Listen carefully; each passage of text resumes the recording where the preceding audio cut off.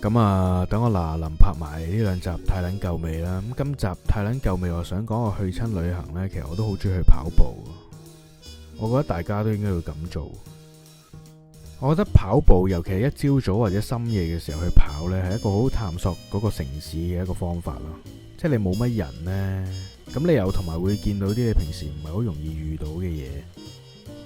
咁我嗰日出去跑步就遇到呢隻狗啦，哇！屌佢老母，佢係咁跟住我，行快少少又等埋我，跟住落後咗又追翻我咁樣。佢仲要我寧願佢吠我，佢直情係好似個變態佬咁一路，好似識我咁樣喺度跟住我。心都寒埋啊，真係。咁但係去到咁上下，佢都跟甩咗啦，咁我就走咗啦。咁我去到呢個有個村落呢，有勁多大隻佬，即係成條村落呢係得啲大隻佬嘅啫。咁同埋得啲肥仔奶粉咯。